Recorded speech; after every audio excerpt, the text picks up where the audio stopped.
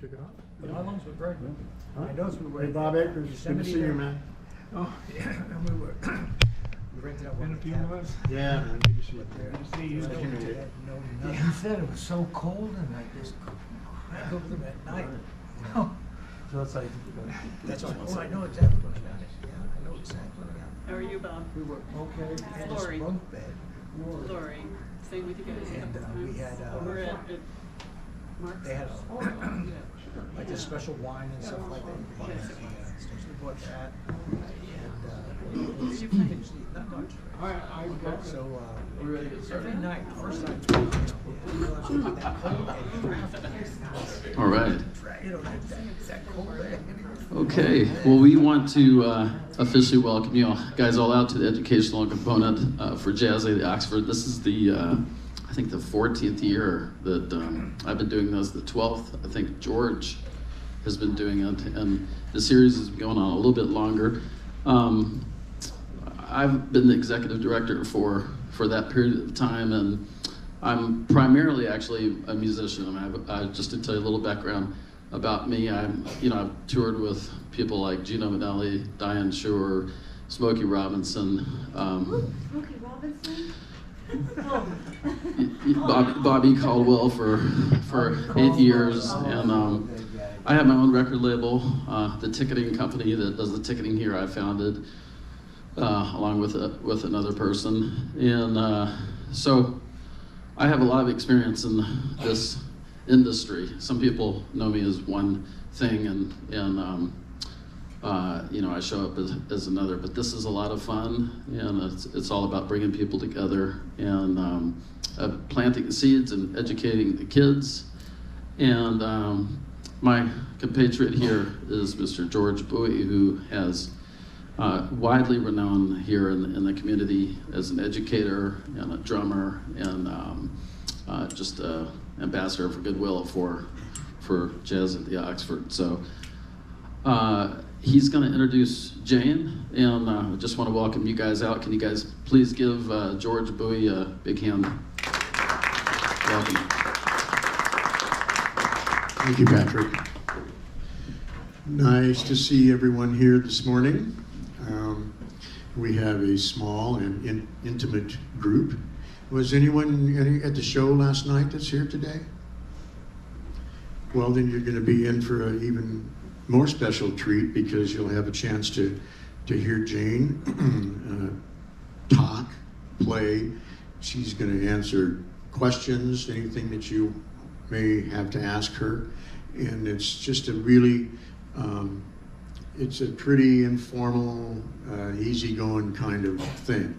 I know now that we have some vocalists that are in the audience, and so I'm hoping that you'll feel good about getting up and letting Jane work with you and do some coaching. Yes.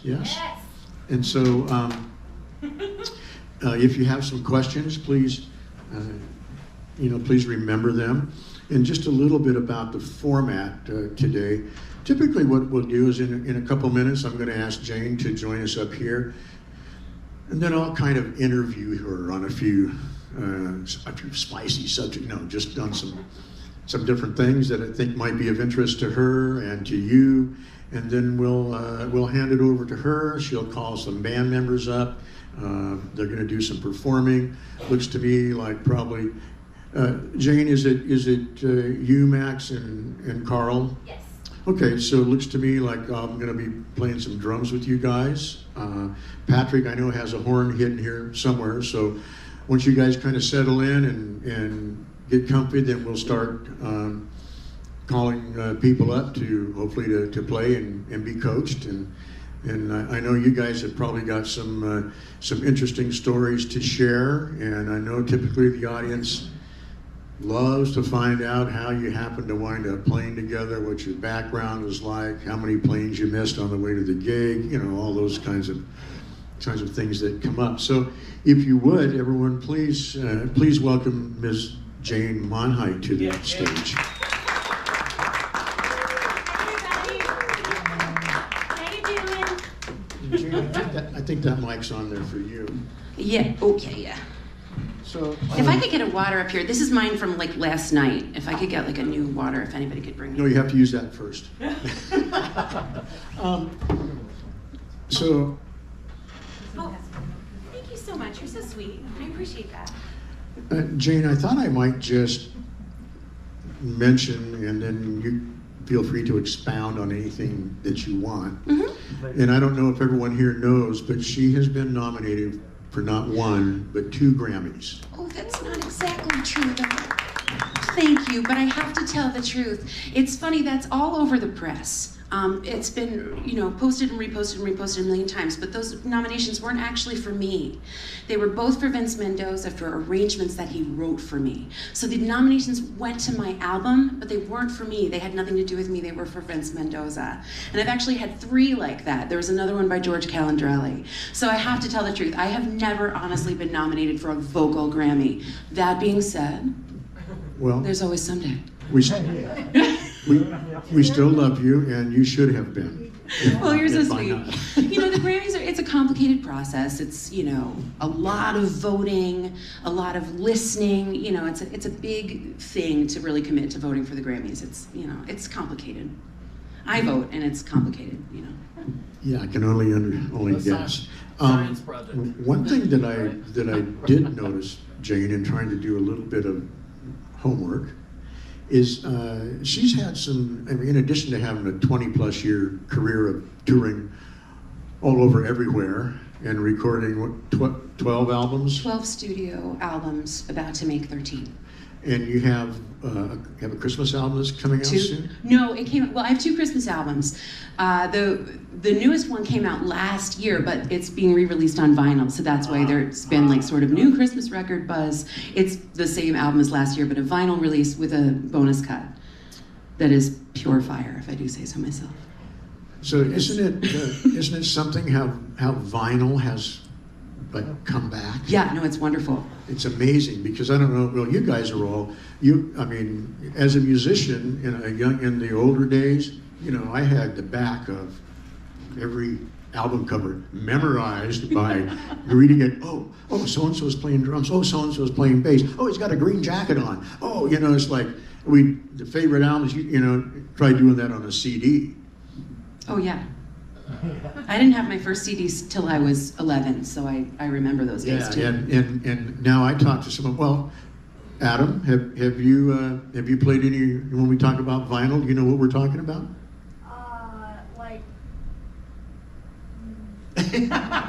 Like big round records, like the big black vinyl records, big discs. Yeah. See, he's young enough to where he's never had that experience. But you have CDs. Yes. See, Well, you'll be seeing vinyl more in the future. It's making a big comeback, and it's a really cool way to listen to music. You'll hear it sounds very different than a CD. Yeah. Yeah, it's pretty cool. Yeah. So you have done some awesome collaborations, and I'm sure I don't know of all of them, but several of them with some of my very favorite artists, like John Pizzarelli. I'm John's biggest fan. I'm a shameless fangirl, even though he's my friend. I am. And I know you did an album with him, or you did Not some a whole recording? album, but he's appeared on 2 of my albums and duets. Actually, he's on the newer Christmas album. We did a cover of the Steve and Edie, That Holiday Feelin', which is the la da la da da. It's super cute. It's like John being adorable. It's like heartwarming. And then I had a duet with him on my album Home of Tonight You Belong to Me, which was super cute. The tune made famous in The Jerk, Steve Martin, Bernadette Peters. I know. And Carl sings it with me sometimes. When I force him. Thank you, Carl. And so how about his dad? Oh, Bucky. Have you had a chance to? Bucky played on my very first album. Oh, God, man. And I got to know him a little bit. He was unbelievably kind and always smiling, and he was the best. He was the best. Since you brought it up, speaking of smiling, when you're in the audience and you can look up on stage and you can see every band member smiling, things are going well. It's true. Either that or going like this. You're making that face. And these Either guys way. couldn't get the grins off their face last night. We a really good time. Yeah, and then that inspires everyone in the audience to share the same good time. So it's really a good thing. So you got John Pizzarelli, the Les Paul Trio. Yeah, Les had passed on at that point. And, he had this legendary Monday night run at the Jazz Club Iridium in New York, and he had his band that was always there with him. And when he passed, I started basically doing a lot of those Monday nights kind of in his place with the same band. And we made a live album. I only sang a couple tracks on it. I can't even remember how many. It was like 2, 3, 4 tracks. But yeah, I had a lot of fun Monday nights with those guys. And Gene Paul, Les's son, who is a very famous engineer that followed in Les's footsteps, because, Les revolutionized engineering for making records. Gene engineered my first 3 albums, so I got to know him very, How very cool well. was that? Yeah. When you say that Les Paul revolutionized the recording, do you want to I don't know much about the that? details because I am not a technology lady. But yeah, he invented a lot of technology, really changed a lot of things. Yeah. Yeah. I believe the first thing he invented was the humbucker pickup. Or at least he collaborated on it. If I'm wrong and you guys know different, speak up. Oh, we should have brought Will. Will would know. The Our biggest, guitar player. the biggest contribution that Les Paul did was he actually invented multi-tracking, Oh, that's what it was, yeah. which is how every record is made these days. Yeah. The general public doesn't really, well, maybe by now they understand a lot more, but when jazz was in its heyday of being recorded, what happened is typically the studio would allow, or the label or management would allow 4 hours to record the record in. And you'd all be live together in one room, no edits.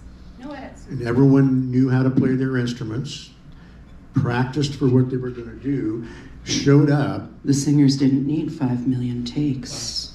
Yes. And Very different level of getting your job done as vocalists in those days. Oh, yeah. Very different Oh, yeah. level. And then also, if you'll notice, you see pictures of the old school performances or recordings where there'd be a big band. Well, the vocalist had to position the microphone in the right place to get the right mix on the vocalist level versus the musicians, because there was no, you couldn't go back into it later and go, well, we like this, but we got to bump her up, and oh, we need a little more treble on her. Oh, how about some delay, and how about some reverb, and et cetera, et cetera. Everyone had to actually play their instruments and perform, and it was all about microphones being positioned to capture a performance. Over the years, because of the technology and that Les Paul actually created, well, then it became that, okay, well, Monday we'll have the rhythm section come in and we'll get their part done, and then Tuesday we'll get some scratch vocals on. We're not going to keep those, and then Wednesday, and then ultimately, usually, once everything is done, then we bring the singer in for the final tracks. I don't work that way. And- A lot of people work that way, but I don't. Well, because you probably would rather have more of a live kind of. You got it. I like to work in a very much more old school way. And I think a lot of us jazz musicians do. We like to not edit as much. We don't do nearly as much as the pop stars do. You know what I mean? We do as much live as we can. And it's really fun to work that way. It is fun. If you're good. And it's also a lot of responsibility, because if you're one of those ensemble members, you're playing to your best of your ability, but you also know that, well, if I screw up, I just screwed up for everybody else, because Yeah. now we're going to start over. Also, really, things are moving back in the other direction now because, in this industry, in jazz specifically, it's like we're not doing as well as we were 20 years ago. There isn't as much money in the industry. You know what I mean? Nobody's making as much money. The record companies, nobody is. And so studio time is very, very expensive. So now when you make a jazz record, you're like, all right, we have 2 days. No talking, no bathroom breaks. Do it. And everybody has to nail it. You know what I mean? You are working fast to save money. So we're really going back in the other direction and doing much more live and stuff now, which is honestly, I think we should make jazz records that way. I love that. And then we use the editing and stuff to save moments. You know what I mean? Like if I sing a performance of a line that is so emotionally, totally exactly what I want, but one note is like a little out of tune, fix the note. save the performance. You know what I mean? We can do stuff like that now. You know, so it's like we use the technology to aid us, but at the same time, we're really going back in the other direction of like, okay, let's get this done quickly. Let's all do it live. And it's cool, you know? Yeah, the last, which used to happen, not so much anymore, but the last thing you want to do is go in for the mixing. Mixing is what you do after everything has been recorded, and it's a fancy word for balancing all the different instruments and stuff. Last thing you want to do is go in and to the mix session and go, okay, well, we can't use that, we can't use that, we can't use that. We're going to have to time correct this. We're going to have to quantize that. We're going to have to cut and paste to get the bass and drums in the right place. No, we don't thanks. want to be doing that, but to be honest, that happens on more jazz records than you think. You know, you listen to a jazz record now and you think it's completely organic. Not always. There's been some edits. You can't hear them. You could never hear them in your life because the technology is so amazing and the engineers are so incredible. Yeah. But there are edits. So there's the Les Paul history of one of his major contributions, in addition to being a phenomenal guitar player and duet with him and Mary Ford. Mm-hmm. But another artist that you collaborated with, one of my favorite, Nicholas Payton. Oh, Nick. I love Nick very much. Nick is a really, really famous trumpet player in the very serious jazz world. You know what I mean? Not the side of the jazz world that I hang out in where it's really, we're, you know, dealing with American Songbook and all that kind of stuff. Like, I'm a very traditional jazz musician, although you wouldn't know that from the show we're playing here. We're playing our Brazilian show, which is a lot more, you know, modern. The broader appeal. Yeah, Nicholas has been a friend of mine for a long time, and he is from New Orleans and comes from that tradition very deeply. So you can imagine how that influences his playing, but he's also a very, very brilliant composer and arranger. And yeah, he arranged and produced, well, did almost all the arrangements and produced my Ella tribute album. Yeah, yeah, he's great, and we've toured together and stuff, and yeah. That's a high level of achievement there. And then, of course, how could you not mention your collaboration with Michael Bublé? Oh, Michael. It was like 20 years ago, and I really haven't seen him since. But he's a super nice dude. He's the nicest dude. I know a lot of people that are either currently in his band or have been through his band. He's the best boss in the universe. He is the nicest man. He, you know, he's one of those people, Seth MacFarlane is like this too, who, you know, from Family Guy, but he's actually an incredible sort of crooner style vocalist. Those guys really, really spread the wealth and are incredibly generous with their musicians, and it's huge. A lot of people don't do that. A lot of people don't take care of their sidemen like that, and he really does. And so he's known throughout the industry for his kindness, and that's huge. I mean, in addition to that insane voice that cannot go wrong, spot perfect, pitch. I mean, when I recorded with him, we actually shared a vocal booth, which is rare, but we did.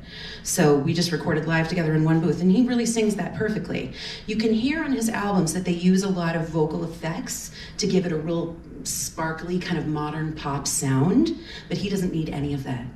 I'm sure none of it is pitch corrected. His pitch is insane. I cannot say enough about the way that man sings. I really can't.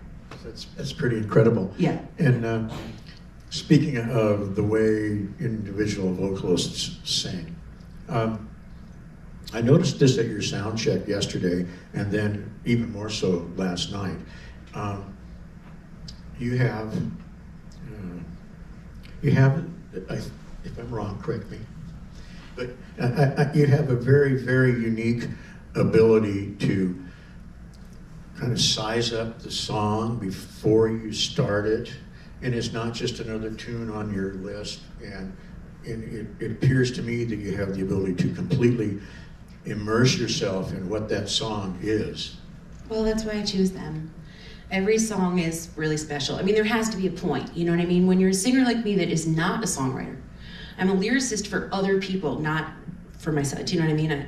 I'm not a songwriter. I'm dealing only with music that's been interpreted by others before, and really by other people like Ella Fitzgerald and Judy Garland and Sarah Vaughan and Louis Armstrong and Sammy Davis Jr. It's like, please, what am I gonna do? You know, what am I adding here? You know, and the thing is if it's personal, it's worth it. You know what I mean? You can sing any song that's been sung a million times. I sing Somewhere Over the Rainbow for Pete's sake. But because it's so personal, it's okay. You know what I mean? Oh, did you have a question? Well, I I saw your show last night. Uh-huh. I'm George's wife. My name is Cheryl. Oh, hi, nice to meet you. It was an awesome show. Thank and you. The emotion came from your heart, came out in your voice. Thank you so much. Yeah, you're welcome. It was an awesome show. Thank you. Well, I am, and Carl and Max can attest to this, I'm an extremely emotional person. I cry every day over something. I saw a kitten, I'm crying. Do you know what I mean? I am a very, very emotional person. So when I get on stage and I start singing these tunes, I am like in another universe. Last night I didn't even, sometimes during, there's this one very, very intense sort of bossa nova ballad we play near the end of the show called Começar de Novo, which means a new beginning, and it's about getting yourself out of a very damaging relationship with someone. It could be anybody. It doesn't even have to be romantic. It's just getting away from someone who's hurting you, you know?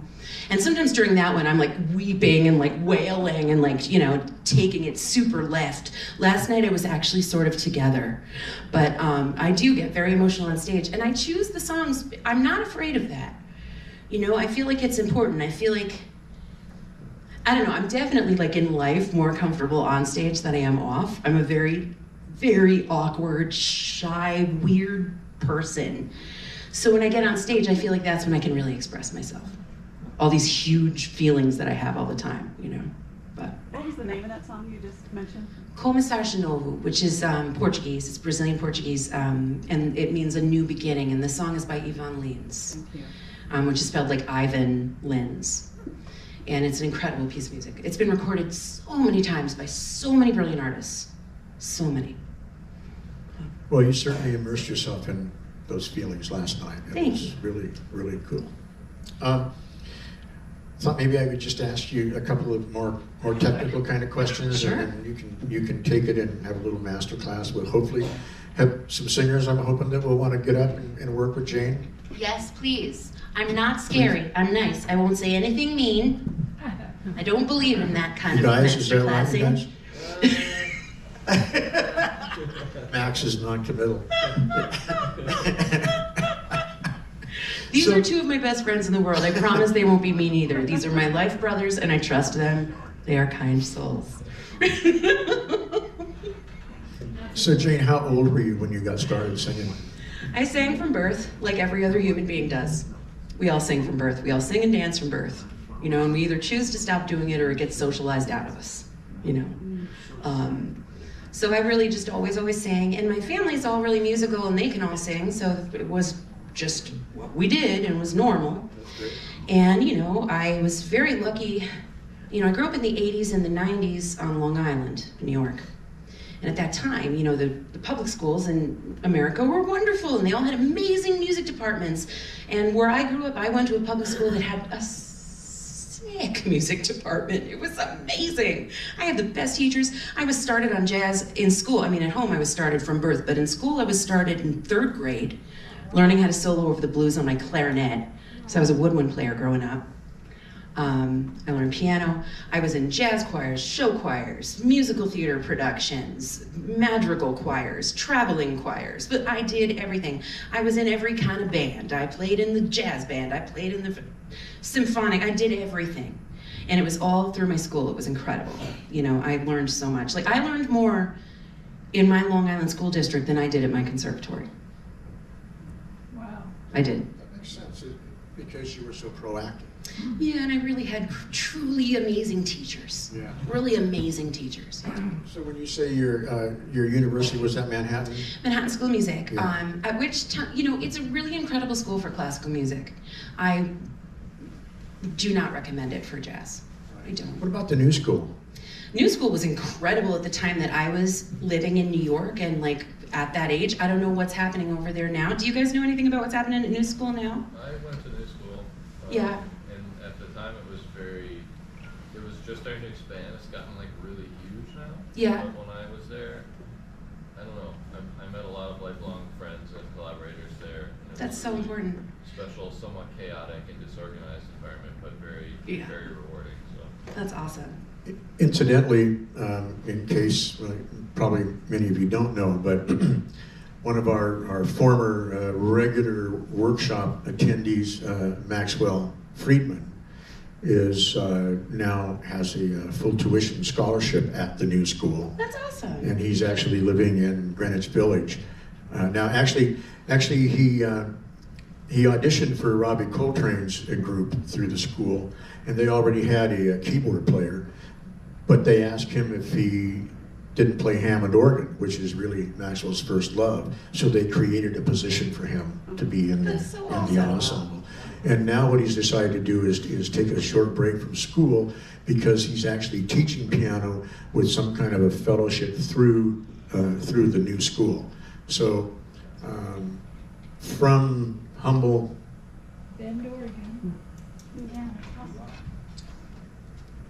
beginning. So if I could ask you just a couple of questions, and then maybe we'll get you to bring the band up. Sure. You guys maybe play a tune or two, and then call some people up. Totally. How do you practice? Well, for me, it's funny. When I was a kid, I would come home from school, and like all my other friends wanted to like play outside and stuff, and I was like, ew. And I would go, I'm an insidey person, and I would, go in my room and sing along to records, all day. And what I didn't know is that was technically practicing. I was learning how to scat. I was learning how to improvise because I was memorizing solos. I was gaining influences from all over the jazz world and the musical theater world. I, practiced a lot along with the great musical theater vocalists, people like Barbara Cook, Rebecca Luker, Bernadette Peters, and that really helped to give me good technique. That being said, I'd be doing that all day, and then my parents would be like, well, you gotta practice. And what they meant was piano or clarinet or saxophone. Mm-hmm. And I'd be like, ugh. The second they told me I had to practice, I was like, no way. I was a very rebellious kid. The second I was told to do something, I wanted to do the opposite. So the smartest thing my parents ever did was never use the P word when I was singing. They never called it practicing. And so I practiced for hours every day. I did. And through college too. Now that I'm an adult, I don't do that as much. I sing around the house. Now for me, maintaining my voice is more just about maintaining vocal health all the time and practicing for things when I need to, but I'm not the kind of singer that goes through like exercises every day. I know a lot of vocalists that do. I don't do that sort of thing. I tend to be more of a voice rester than a practicer. I find I benefit a lot from that. But there's certain things that you do all the time to just maintain your vocal health, and that's very important, and they're simple. It's really just taking care of yourself. Anything that's healthy for your body pretty much is going to be healthy for your voice, with the exception of some kinds of exercise that can be, can strain here if you do them incorrectly, whatever. But honestly, just hydration and good sleep, and the key thing is maintaining good vocal technique while you're speaking. Now, right now my voice sounds a little tired because last night I wailed hard, and we got up at 4 in the morning and we took 2 planes to get here. So my voice sounds a little worn, so I'll probably rest it quite a bit this afternoon before I do 2 shows tonight. And then when I'm home, I go home tomorrow for a couple weeks before I hit the road again. I'll probably spend a lot of time resting it then too. But yeah, I'm not like a daily practicer anymore, although when I was young, I've hours every day. He just didn't know you were practicing. I didn't know. So I want to try to cut things shorter here now and have you bring the guys up. But I do want to ask you a couple other questions, because you mentioned your family, and I had a very brief but cordial conversation with your husband Rick on the phone before you came out, and you have a son at home, and he's 15. a teenager. Yeah, he's 15. Wow. And he's playing drums and bass. Drums and bass, yeah. Metal only. Only metal, no jazz. Although no, now he's working on like Jeff Porcaro. He's working on like the Porcaro Shuffle right now. I'm very proud. Like Rosanna is happening in my kid's bedroom right now, and it is good vibes.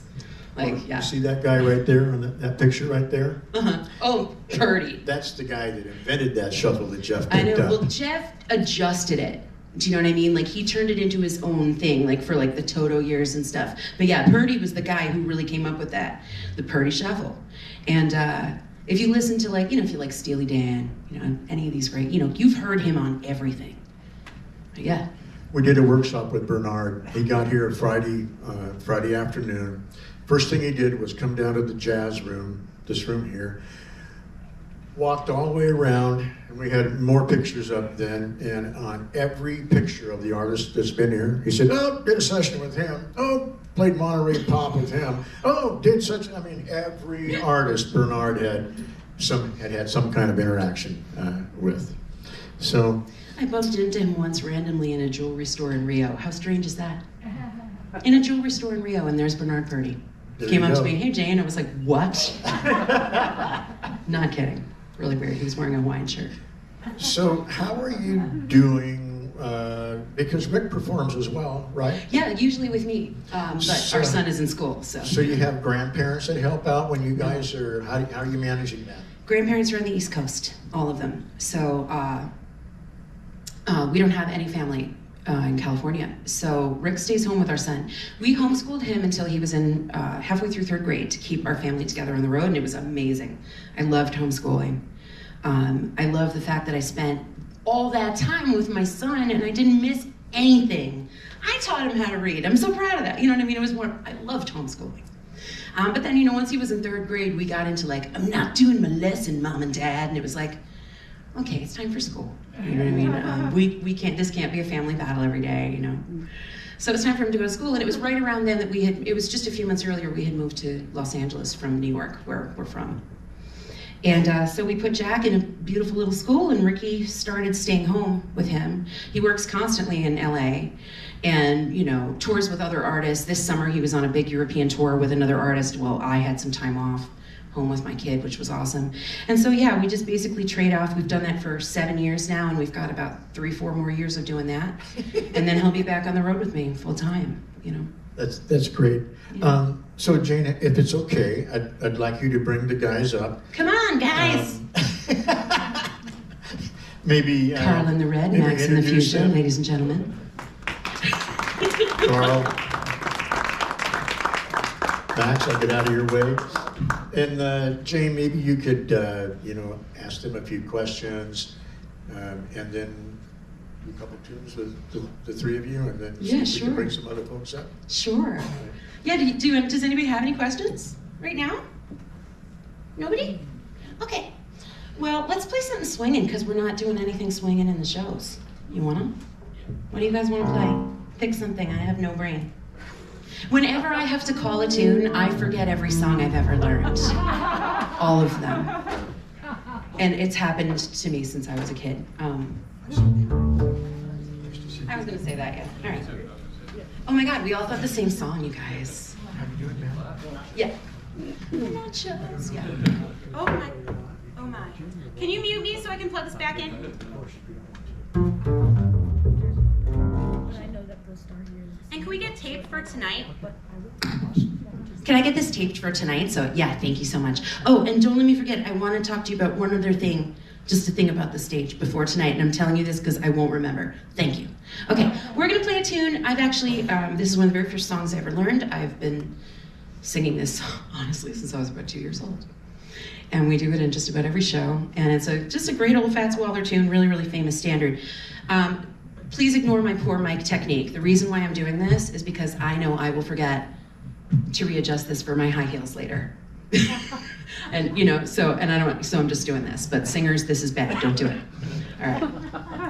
Just do it. Actually, it's fine. My posture's fine. It's fine.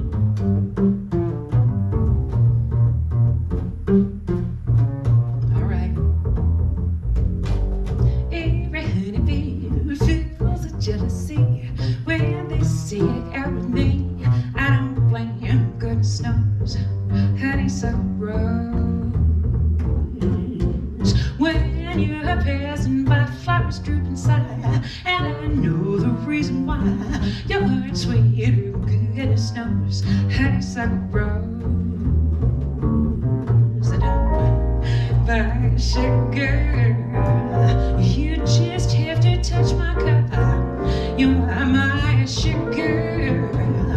It's sweet when you stir it up. When I'm taking sips from your tasty lips, seems your honey fairly drips. Oh, good fish, good snows, honeysuckle rose. Sing every honeybee feels a jealousy. say, oh, they say out with me. I don't blame, goodness knows, honeysuckle grows.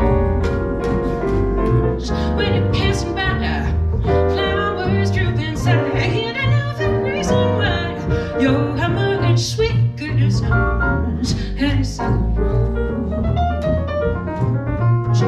Don't want to be sugar, my cup. You're my sugar, and it's sweet, so sweet when you stir it out. When I'm taking sips from your tasty lips, the honey filled drips. Your conviction, goodness knows, my honeysuckle rose. Breathing house. Thank you.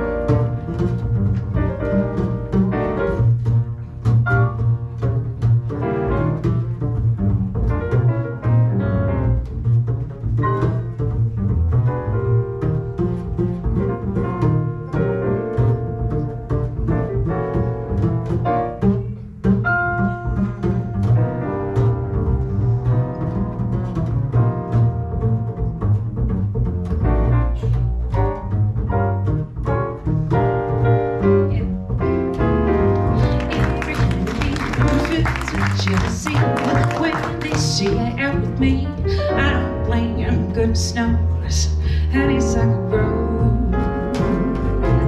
When you're passing by, flowers droop inside.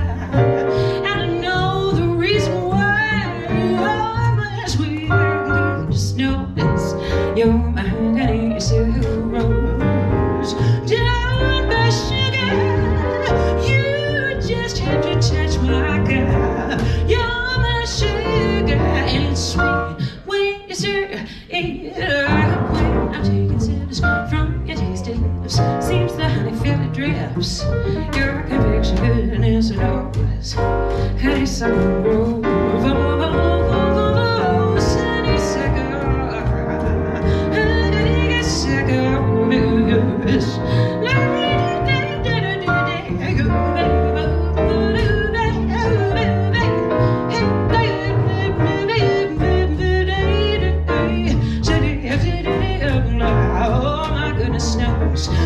Honeysuckle rose.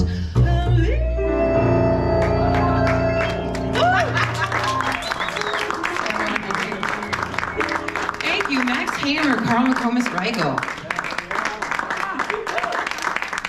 Should we play one more? Or one more? Sure. What kind of tune do you guys want to hear? Like, give us a vibe. Oh, do you ever? You were talking about like Brazilian, like bossa nova or Brazilian jazz, right? Oh yeah, we can play bossa nova for you guys. Cool. Totally. You know what? We all really, really love Brazilian music. Everybody in this band, and we've all studied it. And we travel in Brazil, and so we take this music really, really seriously, and we really love it. So thank you for asking. You guys want to play one that's not in the show, maybe? What did we leave out? Huh. What's a show thing we could do? Once I loved. I think I know the words to that. Hell yeah. Oh, nice. Help me. We could do Desvenado. I actually have lyrics to that. I brought it in case we needed an extra tune. This is a tune by Antonio Carlos Jobim, who's the most famous composer to come out of Brazil. you know, his music, his songs are very, very famous, have been recorded by every singer, and knowing them is an essential part of being an American jazz musician. Essential. I feel like F. That was good. Yeah. I swear I haven't sung this maybe since college, but I love this tune. I'm gonna sing it in English, you're in luck. All right. You guys ready? Yeah. 2, 2, 3, and.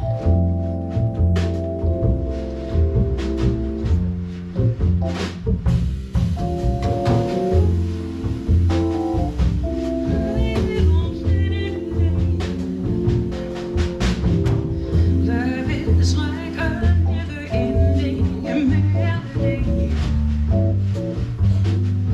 Poets have described it as a symphony. The symphony conducted by the light of the moon. But our song of love is slightly out of tune. Once your kisses raise me to a fever pitch. Now the orchestration doesn't seem so rich. Seems you've chosen to change the tune we used to sing. Like the bossa nova, love should swing. We used to harmonize, two hearts in perfect time. Now the song is different, and the words don't even rhyme. Like you forgot the melody, our hearts will always croon. And so what chords a heart that's slightly out of tune. Turn your heart to mine the way it used to be. Join with me in harmony and sing a song of loving. We're bound to be in tune again before too long. And you know this of your mother, when your heart belongs to me completely, and we won't be slightly out of tune. You'll sing along with me.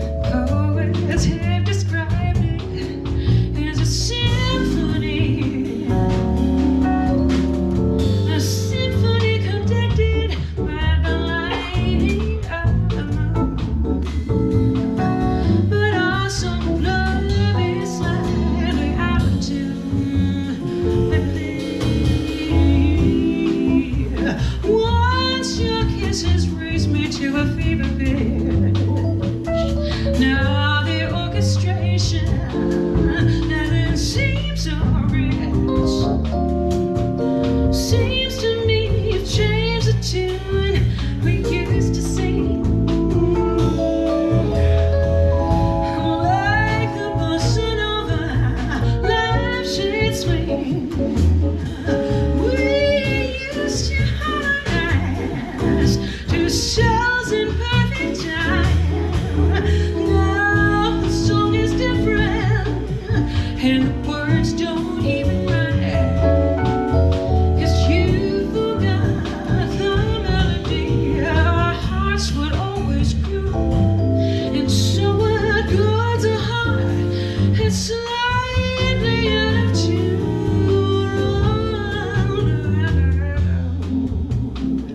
To your heart, to mine, the way it used to be. Join with me in harmony and sing a song of living. I need to warm up. We're bound to be in tune again before too long. Before this final, when your heart belongs to me completely, then we won't be slightly out of tune. You sing along.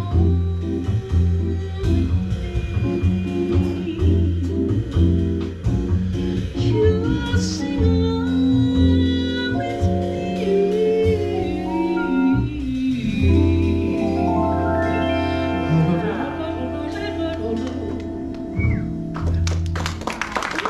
Yeah, guys.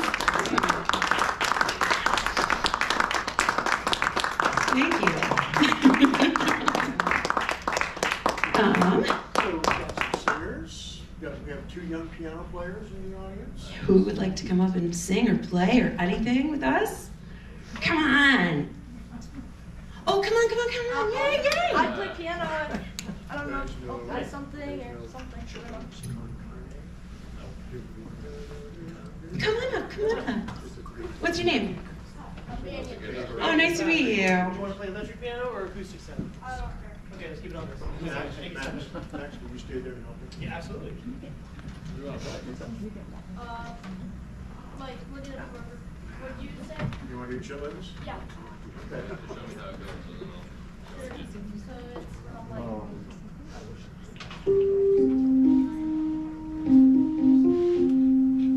Kind of like that. You guys start off with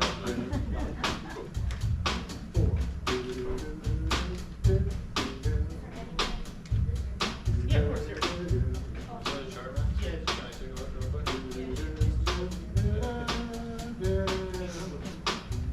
Go. There you go. Great. Thank you. Perfect. For you? Max, feel free to jump in. Yeah. Ready? Yeah. 1, 2, 3, and.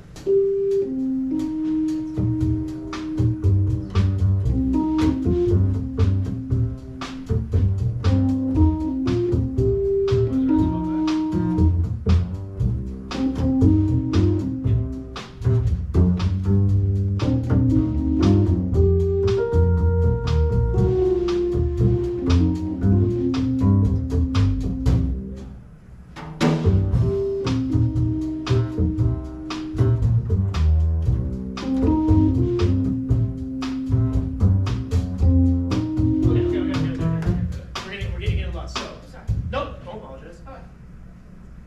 I assume you can count to 4, right? Yes. Good. So that's what we're gonna have to do here. All right. So, dun da da. 1, 2, 3, 4. 1. Da da da da da da. Right? Yeah. So, just keep the time. Okay. Can you tap your left foot while you play? 1 and 2 and 3 and 4. Yeah, exactly.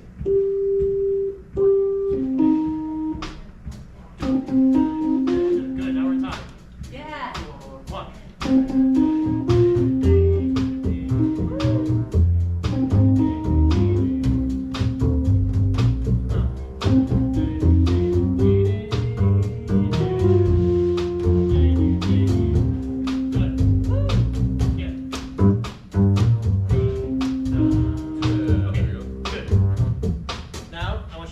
Counting 1 and 2 and 3 and 4. Okay. You can count in your mind. You can even chomp your teeth. That's what I do. Okay. Okay? We saw that. I don't want people to do that. They click their teeth to keep Yeah. the time. Okay. So let's try that. Okay. 1, 2, ready, go.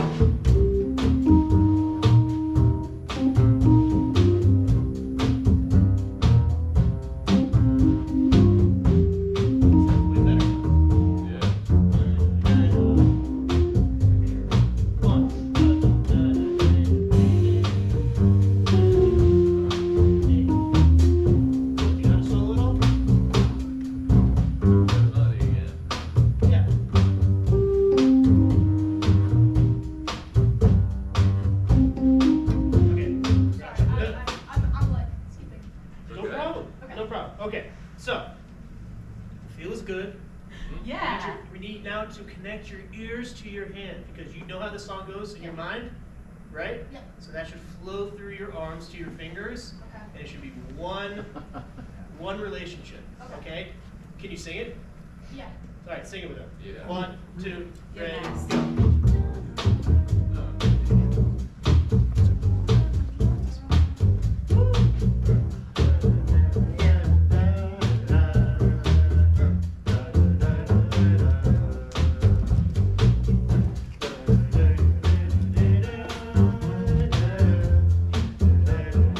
Now let us know your fingers right now. 2, ready, go.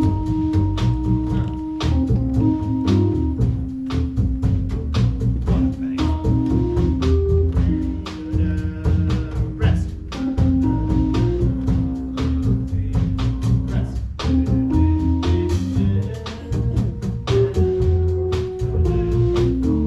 Good. Okay, good. Thank you guys. I want you to that's all the notes you're playing, right? Yeah. The blues scale, all right? Play any note from there, and you're gonna play solo. Okay. 1, 2, ready.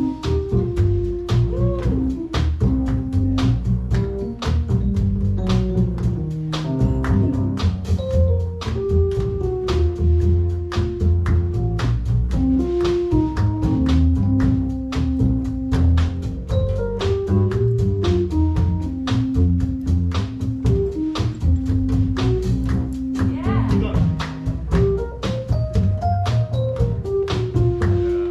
Dude, killing it.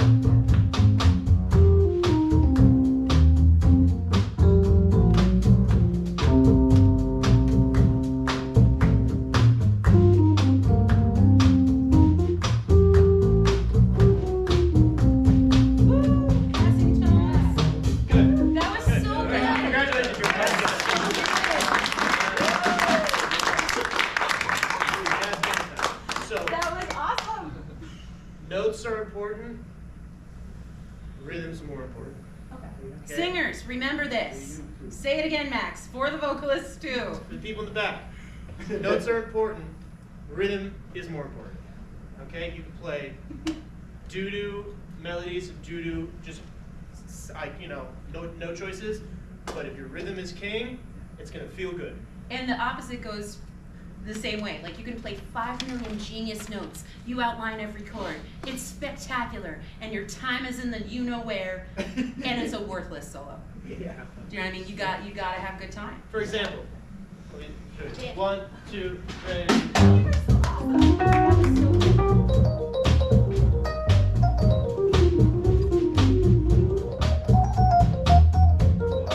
Lots of notes, no groove. All the right notes. Now I'm gonna play bad notes, still the groove. See how that's better? Even though it's the wrong notes?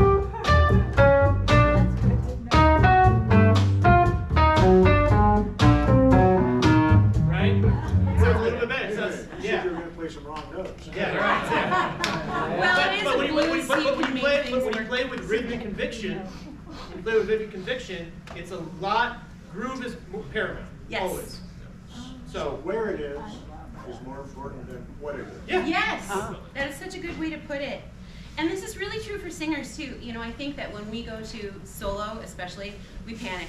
We want to sing 5 million notes. We compare ourselves to like Ella Fitzgerald or Kurt Elling or whoever it is that we're into, and we go, oh my God, I have to sing every note that anyone ever thought of.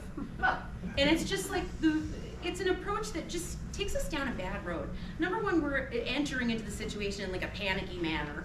You know what I mean? Like putting all these expectations on ourselves that are ridiculous. We don't do any of that. You sing a solo on 1 note, 3 notes, and it grooves really hard. That's all you gotta do. Keep it really simple and sing with conviction, and you are all set.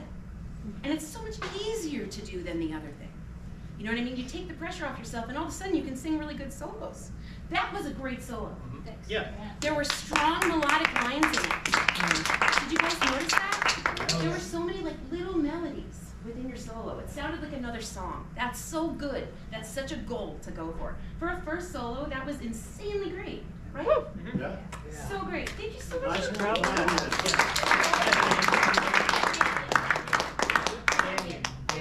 I also wanted to say that when you sang the melody, you sang it so perfectly and with such like heart, like you knew what was going on with the melody, that I knew that as soon as you tried to play a solo, it was going to be great because you have a strong ear and you should trust your ear.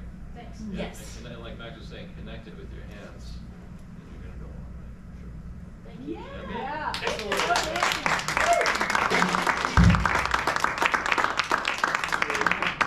Adam, do you want to play? Oh, come on up and play. Please, please. Go, please. go. Adam. Oh, come on. Adam.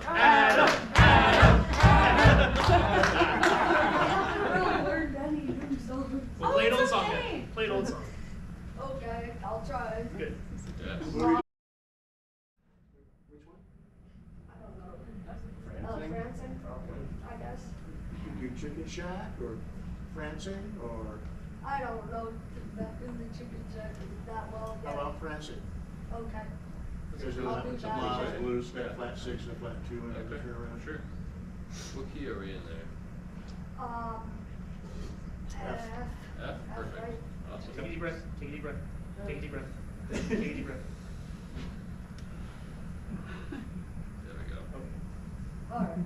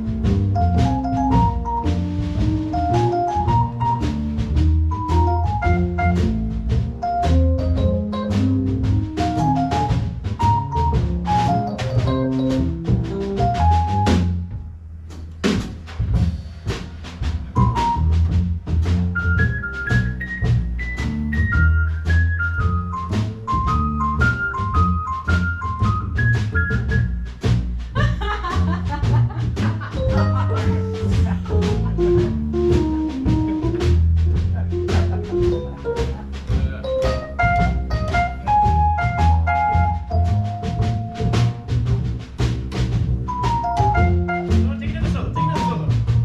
Yeah, go.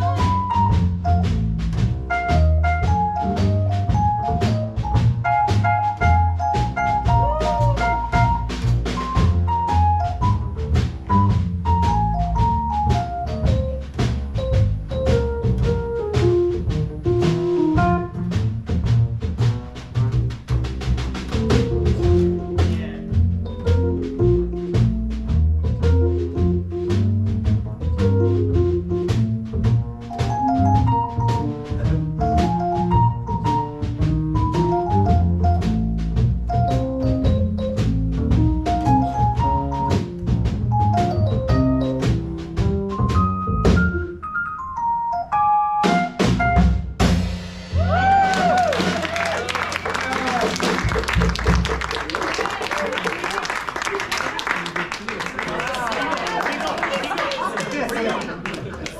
Where you going? Let's have a chat. Okay. Yeah, have a seat. Okay. Okay, so excellent time, Mhm. excellent feel. Very happy with that. I want to work on your left hand. Now, do you know the chords? What the chords are for this blues? I kind of forgot. Okay, you're playing them in your left hand. You're just arpeggiating them. So what's the Yeah. first arpeggio you're doing? You play the 3rd and 7th, 3rd. We're gonna get there. We're gonna get there. So, first chord is what? Give me a letter. Any letter. What do you think it is? Yeah. Good. All right. That's the first. All right. So you're playing that. It's an F dominant 7. Do you know what an F dominant 7 chord is? Did you learn classical music at all? Good. Very good. Excellent. I want you to only play the 3rd of that chord and the 7th of that chord. Great. Now the next chord is what? back to good. Then you go back to good. And then there's a you play like an A flat, right?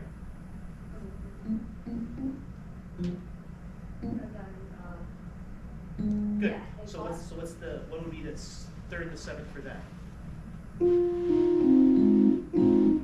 Good. The third and the seventh. Uh-huh. Good. And the next chord is a D flat? Yeah. Good. Uh-huh. Uh-huh. So, that could be, Good. And then go down a half step for each one. Uh-huh. And then another half step. Good. Okay. I want you to try solo while playing those chords in the left hand. Go into the chorus of just the thirds and sevenths and then add the solo in. Sure, let's do Yeah, that. yeah. Yeah, so you can just play the left hand chord for each in time with the harmonic rhythm. You know what harmonic rhythm means? Harmonic rhythm is the speed of what each chord change is going by. So you have F, F, F, F, B flat, B flat, B flat, B flat, but you're not going to go chuck, chuck, chuck, chuck. You need to go go, 2, 3, Yeah, but we don't want to keep going because we got to do the harmonic rhythm, right? It doesn't go to B flat again until bar 5. oh yeah. Right? So that's what I mean by harmonic rhythm. It's F for one measure, B flat for one measure, F for 2 measures, B flat for 2 measures, A flat for 2 measures, D flat for 2 measures, G flat for 2 measures, F. Right? Right. Or F for one measure. Yeah. I might forget, You like- probably will, but that's why I'm here. Okay. Right? 1, 2, one left hand note, 2. Ready, go. Woo! Yeah. Alright, there. B flat. Yeah.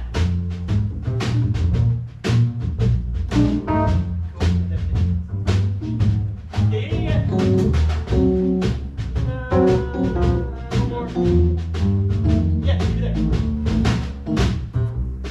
Okay, so what's up? Yeah. That was great. Because we can do this all day. Yeah. But that is what you need to start doing with your left hand. And then you're going to start going 1, 2, ready, go.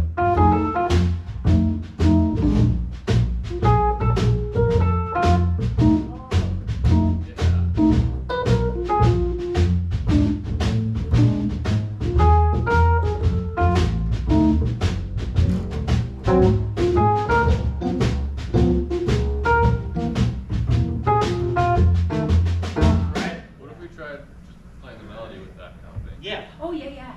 Can you do the melody? Uh, 1, 2, go.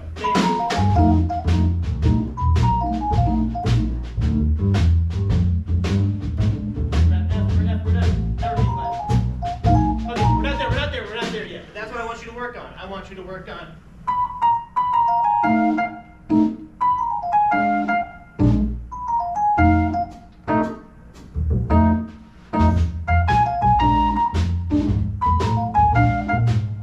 Whatever the melody is, right? And so you're adding left hand chords to it. Good job. That was awesome.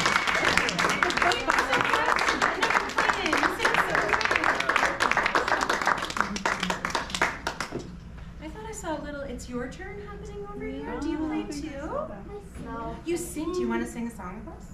Yeah. Please? These guys know millions of songs. They'll probably know a bunch of songs you know. Come on up. I'm wearing soccer cleats too because I just have soccer cleats. Well, you know what? You're in good, Then good company. you're in very good hands because Max is like a professional soccer player. And he's got Lucy plays, right? But Plays Zoe's today. too little, right? And yeah, Max has 2 daughters, and one of them is 8, and she plays soccer. How old are you? What's your name? 9, and my name is Reed. So nice to meet you. Thank you for being here. What do you want to sing? I don't know, like all the lyrics to like a lot of songs. You know, I don't know all the words to a lot of songs too, and I think that's okay. Like, if you want to sing a song but you don't know some of the words, it's okay if you just sort of like, you know, just hum the melody through the parts you don't remember or something. That would be okay. Nobody would mind at all. I don't really know which like songs. Well, What's your favorite song to sing? while you're alone? You know, Somewhere Over the Rainbow, or Twinkle, Twinkle, Little Star, or Read. Do you want your dad to be intrusive? Well, I already am. Oh. Yeah. What is the Irving Berlin song that you sing? From Annie, get your gun. Ooh, I love that musical. I got the sun in the morning. Oh, I love that song. Do you guys know that one? Which one? It's a great tune. Got the sun in the morning and the moon at night. It's an Irving Berlin tune. It's really good. Jay, maybe you guys can do that together. Oh, I could sing with you a little. I'll get the words up on my phone so we can both look at them, okay? Do you have it?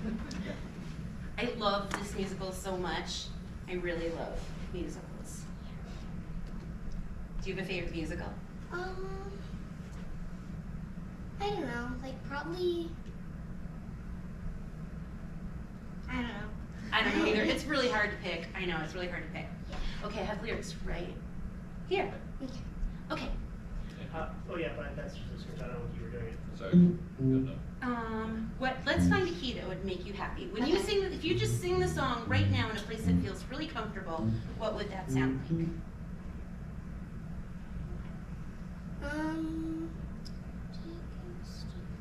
Taking, like that at the beginning when it's kind of, well, like, got no time, got no diamond, got no pearl, Good, right. still I think Yeah. I'm a lucky girl. I got the sun in the morning. Beautiful.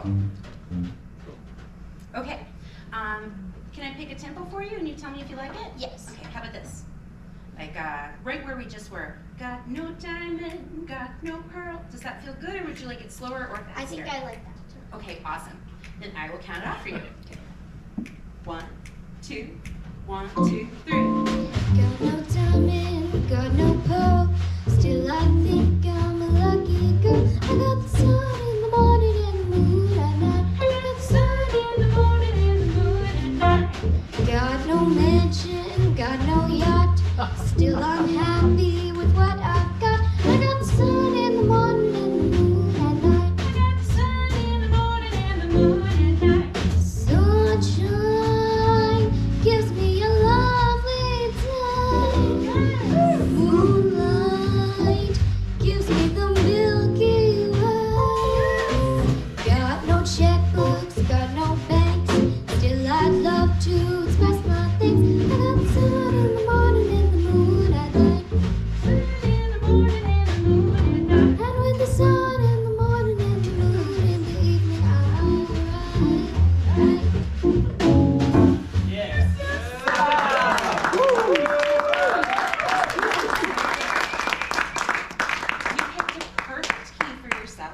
You picked a perfect key for yourself, and you picked a great tempo. So you can really trust your ears and your instincts. You've got strong ones, and I love that you're already learning tunes by Irving Berlin. You know, there are a lot of composers from that world, George Gershwin and Richard Rodgers and Cole Porter and all of those guys. And you should check out some songs from the rest of them too.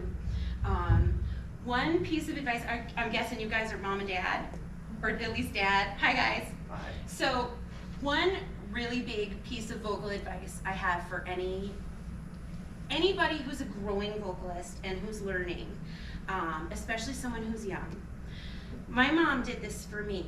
She made sure, because I didn't get any vocal lessons until I was 17. Vocal lessons when you're a kid can be a funny thing. You really need to find a teacher that really understands a young person's voice and how it's going to change and mature. Really important. But my mom made sure that all the records that I loved and sang along to every day, because I'm sure you like to sing along to records, you know, that I was always singing along with singers that had really good vocal technique.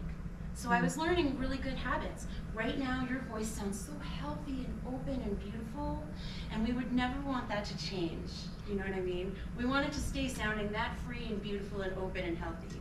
So yeah, if you listen to singers that are really, really trained singers, like the Broadway singers you hear, you know what I mean, and the jazz singers you hear, you're gonna learn good habits. The pop singers, not so much. We love them, but a lot of them have not so great habits. You know what I mean? But I think you sound wonderful. Thank you. Yeah, Reed. Thank you so much for singing with us. Yeah. I think that if you keep singing, you're gonna go a really long way. I really, really really do. Thank you so much for singing, honey. Yeah. This is the best day ever. There might be some other singers. Do we have anyone else who wants to sing? Come on. Come on, come on. This is nerve-wracking. That's a tough act to follow. Here. Pleasure. Oh, so nice to meet you. Thanks for being here. Hi. Thank you. My name is Lori. Hey, Lori. I'm really nervous now. Oh, don't be nervous. Shake it up. You guys are amazing. Yeah, you guys were amazing, the three of you. I'm gonna be looking for your names in the future. I'm serious. So I'm an old band geek or choir geek. Me too. Not band geek, but choir geek. Me too. And Big time. I didn't have music in my marriage for 24 years, so I guess I should tell everybody. I was in a marriage and I didn't have music for 24 years, and I got divorced and moved here and started singing Oh, that's awesome. again. Great. So, Diana Krall, Feel Me a Grape. Fun. Oh, Is it a blues? No, not quite. I don't know. It's not a blues, no. Feel Me a It'll be in Grape. there, though. Crush me some ice. Yeah, yeah. What's the tune? Feel me a grape. Feel Me a Grape. Yeah. Diana Krall. I think that's I've got a fifth edition, first edition.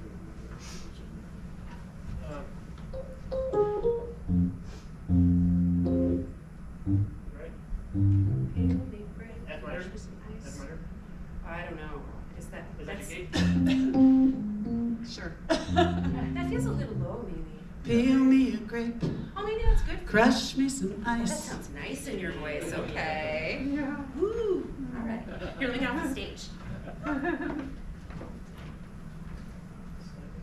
This is so much fun. I love master classes. They're the best hang. It's always so much fun.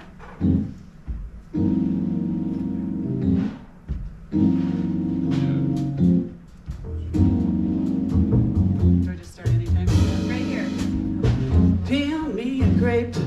Yeah. Crush me some ice. Yeah. Skin me a peach. Save the fuzz with my pillow. Or this is low, but oh, sorry. Can we start again? I'm Sure, sorry. of course. Can you go higher? Is that a big deal? Yeah, no problem. Why don't you take it up like a step? Thank you.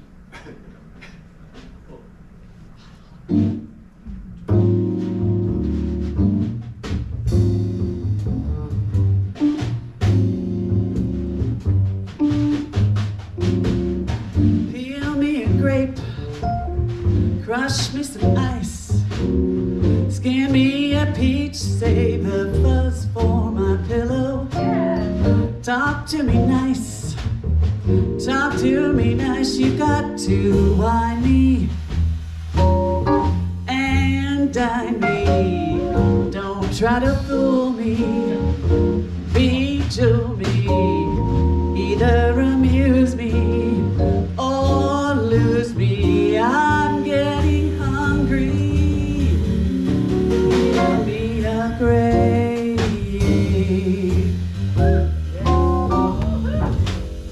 Pop me a cork, French me a fry, craft me a nut, bring a bowl full of bonbons, chill me some wine, ski, keep standing by, just entertain me,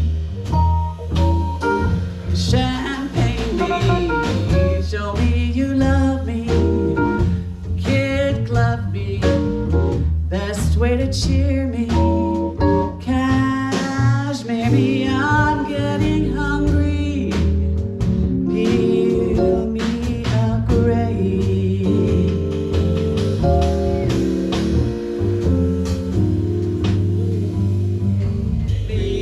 Okay, sorry.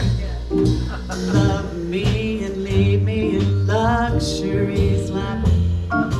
Hop when I holler, skip when I snap.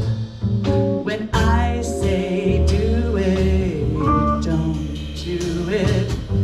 Send out for scotch, boil me a crab, cut me a rose, make my tea with the petals. Just hang around, pick up the tab, never outthink me. Just make me, polar bear rug me, don't bug me, new Thunderbird me.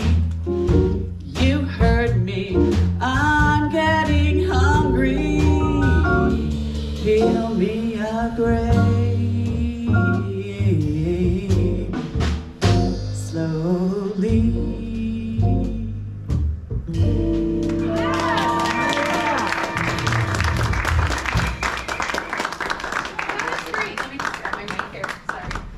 That was great. You have a really lovely voice, like a beautiful instrument, and it sounds so just clear and true, and like there's no like bag of tricks, no artifice. It's just your voice and it's natural, and that is beautiful because we don't see a lot of that.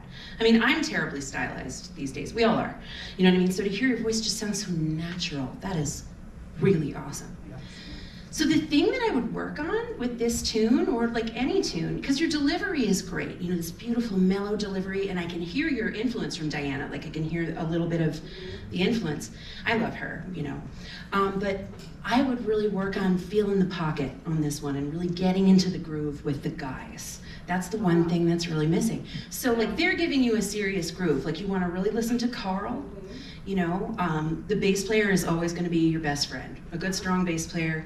I'm always listening to the bass player, and I'm always listening to the hi-hat too. You know what I mean? Which is this guy over here. I was just trying not to fall off the stage. I've fallen down on stage before. It's fun. Oh yeah, twice. Yeah, like really feel the pocket that they're giving you and dig way deep into it. You know what I mean? Because this song, like, it's a really simple melody. You know what I mean? It's all about the attitude. You know what I mean? This song, the delivery. And if you dig into that pocket, it's going to make that delivery really strong. Because this is a powerful character singing this tune. You know what I mean? She's powerful. And so that deep grooving is going to emphasize that power. You know what I mean? Also, it's just something we should always prioritize, no matter what. We should always be in the pocket. Question? I was just wondering if you mind demonstrating a couple lines, like your... Oh, sure. I can sing like a verse of it or something. Can I borrow your lyrics? Thanks.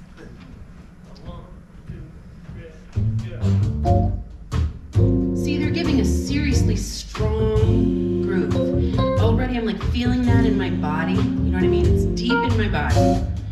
Always when I'm on stage, even during a ballad, I always have the time in my body. The only time I ever stand completely still is for dramatic effect, which I do sometimes.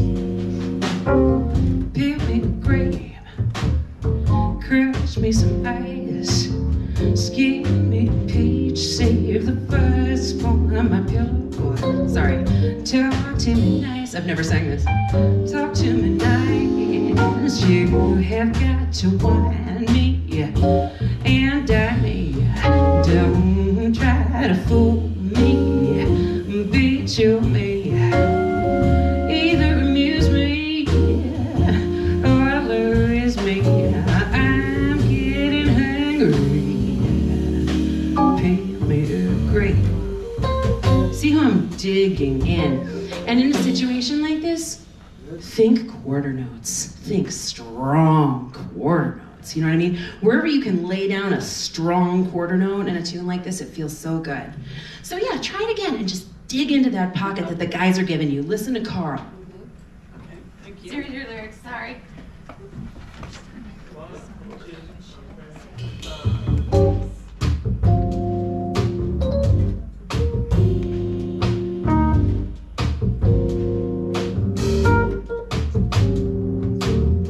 Peel me a grape, crush me some ice, skin me a peach, save the fuzz for my pillow.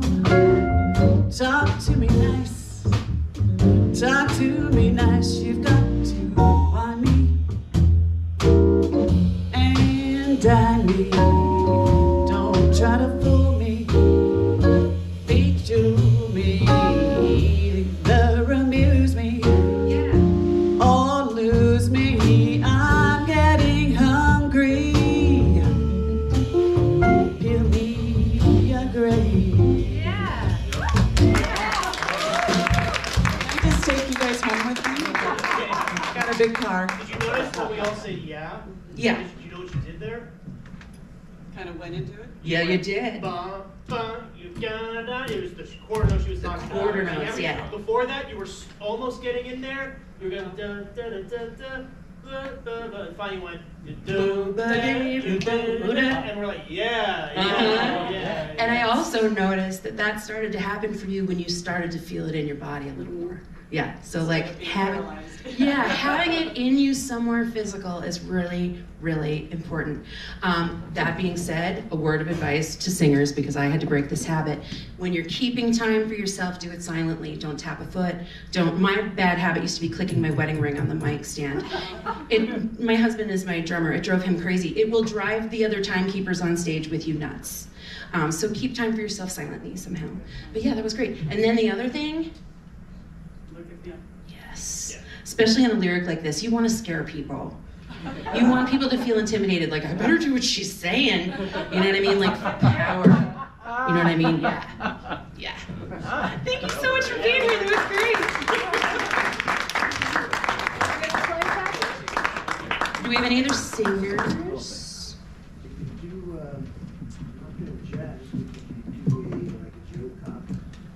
Could you guys play something that's more of a pop tune? Unchain My Heart. Can you find changes in your phone? I mean, these guys can play anything. It's just about having the changes. So send it to you. Unchain My Heart. Why don't you guys do your thing? Yeah. What thing? Oh, you're gonna play? Are you singing? No, I'm gonna sing. Yeah. Yay! Thank you.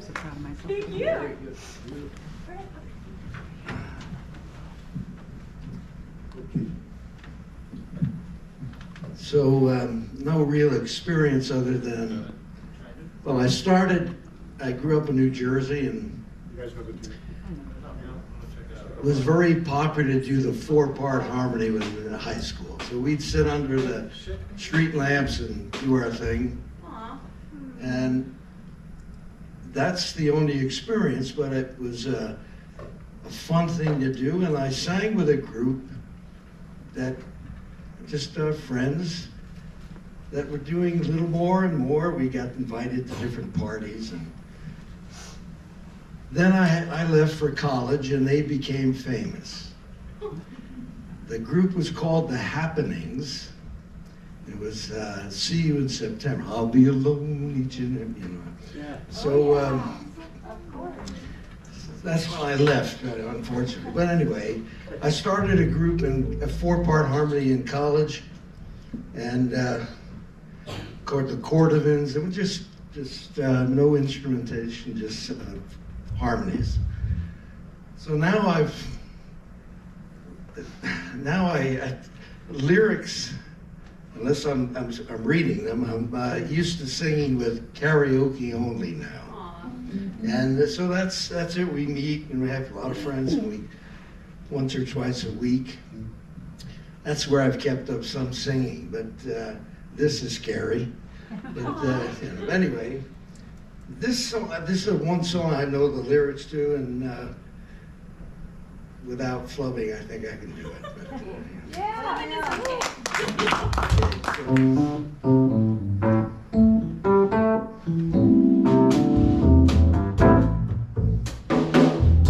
Unchain my heart, baby, let me go. Unchain my heart, that's a lie. You will love me no more. Why leave me to the life of misery when you don't care a bag of beans for me? Unchain my heart. It's high for me.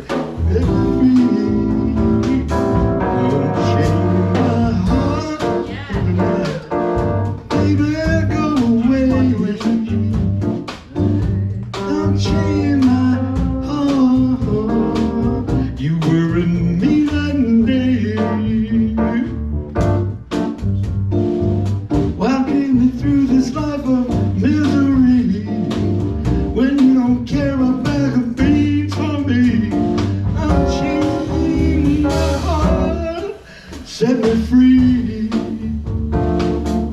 I'm under your spell, like a man in a trance. But I know damn well that I don't stand a chance. Unchain my heart, yeah, baby, let me go.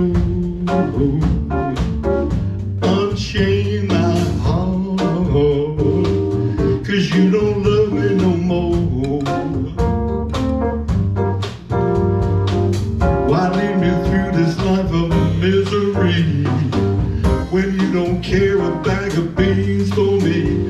Unchain my heart, set me free. Now, woman, won't you do that for me? Yeah, you don't care. So please let me go, 'cause you don't love me no more. So please set me free.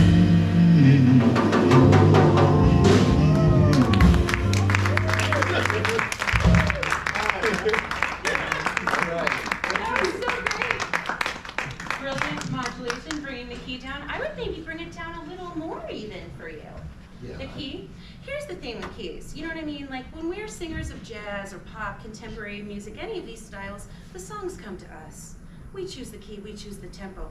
Always make yourself comfortable, always.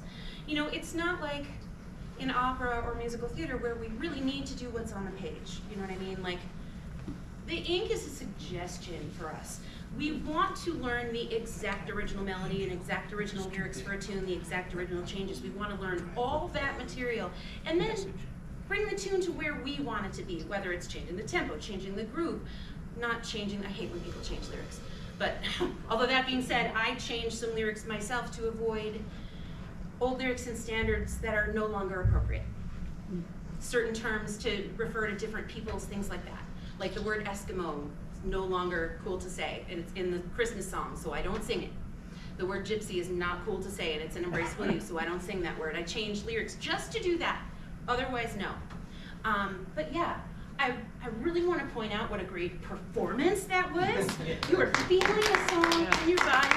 You were giving it to all of us, and it was so great. Like, you were really enjoying yourself, and we could all feel that. You see the difference that makes? Like, the audience takes all their cues from what we do on stage. We could be playing the greatest show in the world, and if we're on stage just like, whatever, and not listening to each other's solos and like, look like we're phoning it in, even if we're not, everyone will believe that we are. We can play a show that's a little lackluster musically, maybe we made some mistakes, maybe we were tired, but the energy was right, great show.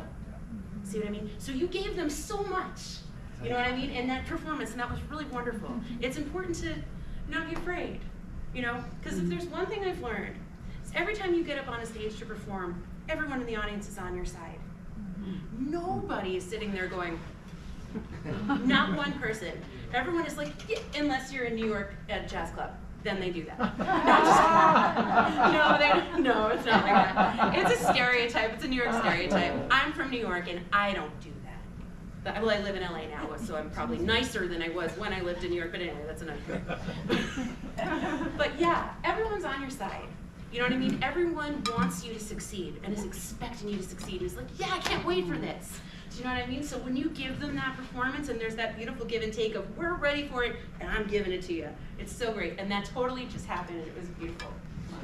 But I would try lowering the key a little more for you. Yeah. And you know, it's like the same keys don't stay right for us for our entire lives either. They totally change. You know, some tunes I felt comfortable in lower keys when I was younger. Now definitely, you know, as all of us age, our voices deepen. So some losing a couple notes on top, you know what I mean? It happens. So it's okay to adjust keys as you go along, or even if you're just having a bad day. You have a gig and like, oh, I'm getting over a cold. Dudes, can we do this down a minor third? Of course we can. You know what I mean? Always make yourself comfortable. And I think that goes for like warming up and exercises too. I don't like stuff that really pushes your range, tries to stretch you. I think it's good to embrace our voices as they are and just love them and take care of them. You know what I mean? Not force ourselves into keys that are uncomfortable, anything like that. So this one, let's try it a little bit lower still. And I think you'll be able to communicate it even better. I find that a good rule of thumb, if you're having trouble choosing a key for a tune, is put it right in the range where you like to speak. You kind of can't go wrong. Try again. Yeah, try it.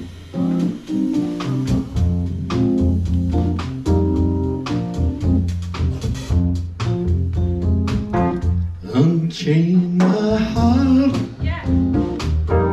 baby, let me go. Unchain my heart.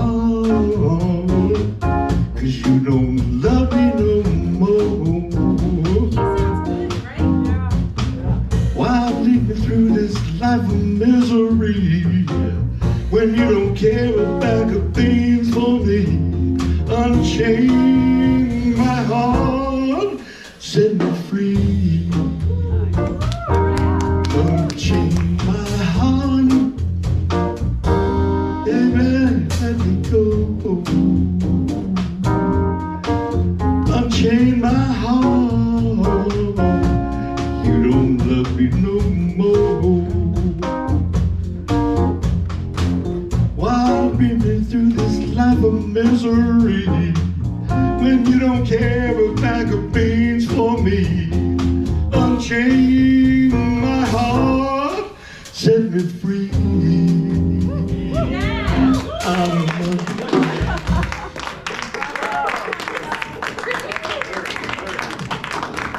That was so great. Thank you so much for being here. Please keep singing, man. That was so great. Thank you so much.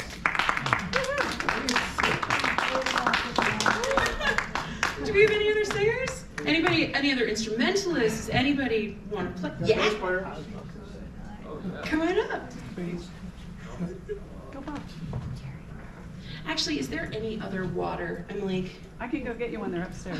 really? Yeah. I would be so appreciative. I got should a have brought couple? myself some and I didn't think of it. What tips would you give someone who has stage fright? Stage fright. Okay, that's a really, really tough one. Oh yeah, sure, totally. Yeah, so stage fright, yeah. Yeah, definitely. Yeah, Patrick, you should come up too. You haven't played yet, man. Oh, it's okay. Yeah. No, come play freaking tune with us. Patrick? Dude. Okay. Oh, yeah. But yeah, stage fright's a really tough one. There's like no really good answer for this one. You know what I mean? I've definitely struggled with it a bunch here and there. You know, for me, it's the terror of forgetting what, you know, lyrics or arrangements or what I need to do. You know, in situations, full disclosure, I have ADHD, so remembering lyrics and things is a massive, massive challenge for me. So you'll notice I do, you know, these are my lyrics from last night. I do usually have lyrics on stage with me, and I've memorized the tunes, but I have the lyrics there in case there's a disaster and I completely blank out. But yeah, so that's what the fear is for me. All I can say is really be super prepared, you know. You know, it takes a big chunk out of your nerves if you are really prepared, you know. And, you know, I think sometimes in cases of like big nerves, just simple calming exercises you can do. Like there's a very simple exercise that people do for anxiety that I think is really helpful when you're nervous, when you're really, really nervous.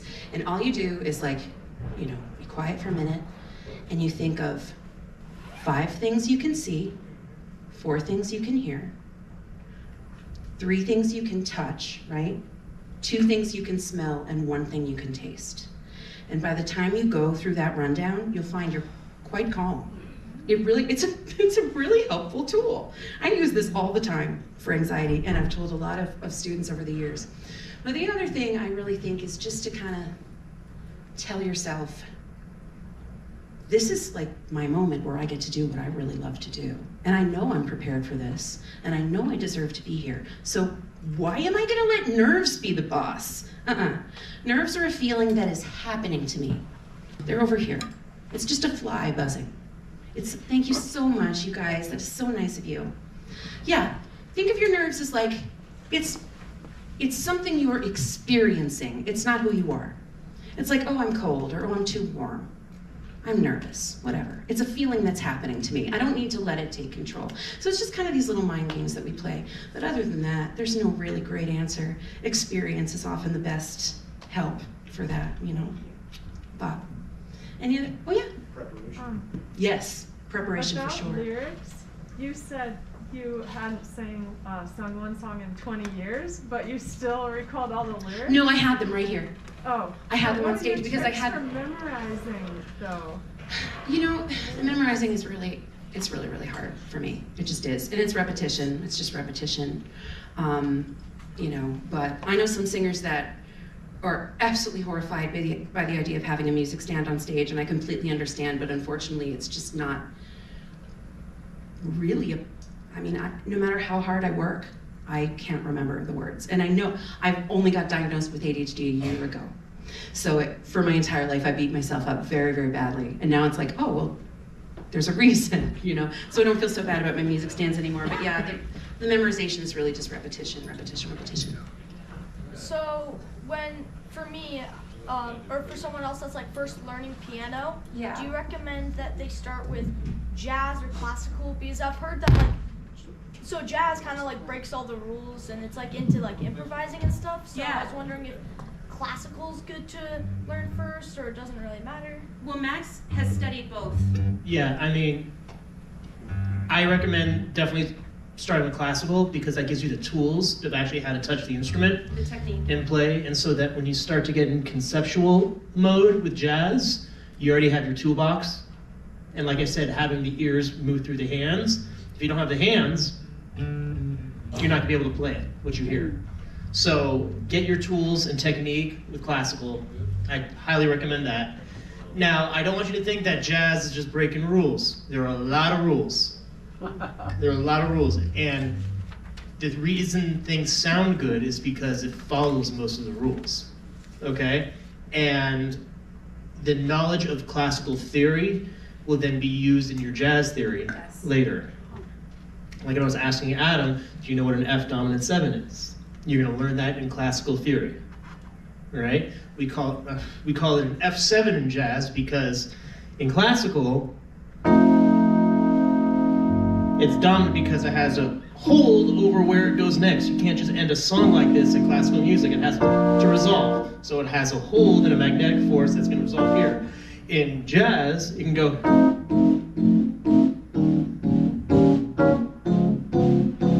It can move around, so we just call it a 7 chord because it doesn't have to resolve, technically. But that, I can talk for 5 hours about this. And that's not, yeah. But, Okay, thanks. no problem. That being said, I don't think that operatic training is necessary to become a jazz singer. It's not, it's just different. Really, really good vocal training and great vocal technique. Just, you do not need operatic specific training for that. In fact, I've worked with a lot of singers that have come from opera and they have a very difficult time transitioning into jazz at all because of the way they've been taught to vocalize. So yeah, it's different for everybody. Thanks, Marla. What? What? Oh, come on up, Patrick. You want to play tune with us, man? Because we're gonna run out of time soon. Okay. Something. What do you want to play? Oh, Did you want me to sing or no? I don't have to if you don't want me to. Great if you could. Blues oriented something probably. I really only know one Bach knows, I guess. You would- blues. What? With the body knows, I guess. Yeah.